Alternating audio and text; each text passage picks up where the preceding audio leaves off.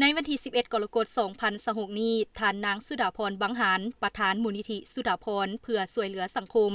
ได้ลงเยี่ยมยามและเฮ็ดเวียกอยู่กองพัน 414 ผาเจียใหญ่ ขึ้นกับกองบัญชาการทหารแขวงหลวงพระบาง เมืองนานแขวงหลวงพระบาง มีท่านพลจตวาศรีวิสัย เพ็งสันติสุข หัวหน้าการเมืองกองบัญชาการทหารแขวงหลวงพระบาง มีคณะภาคคณะบัญชากองพัน 414 เข้าร่วม จุดประสงค์ในการเยี่ยมยามและเฮ็ดเวียกในครั้งนี้เพื่อลงกวดกาสถานที่ทำการผลิตติดพันกับการบริการสถานที่ท่องเที่ยวธรรมชาติเพื่อพัฒนาเศรษฐกิจของกลุ่มกงสามารถผลิตสินค้าตามท่าแห่งบ่มซ่อนของกลุ่มกงติดพันกับเวียกงานป้องกันชาติป้องกันความสงบในขอบเขตรับผิดชอบทั้งยกระดับชีวิตการเป็นอยู่ของพนักงานนักรบสร้างรายรับให้แก่กลุ่มกงและเฮ็ดให้กองพัน 414 มีการขยายและเติบใหญ่เข้มแข็งขึ้นเรื่อยๆท่านนางสุดาพร วังหารได้แสดงความขอบใจต่อท่านพลจตวาศรีวิสัย เพ็งสันติสุขพ้องคณะที่ได้ให้การต้อนรับพร้อมทั้งให้คำมั่นสัญญาว่า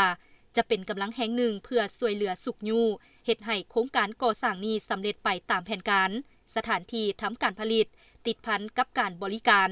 สถานที่ท่องเที่ยวธรรมชาติเพื่อพัฒนาเศรษฐกิจของกลุ่มกงเฮ็ดให้พนักงานนักรบมีชีวิตการเป็นอยู่ที่ดีและมีความเข้มแข็งขึ้นอย่างบ่หยุดยั้งโอกาสดังกล่าวก็ได้ลงเบิงสถานที่ตัวจริงอยู่3จุดมี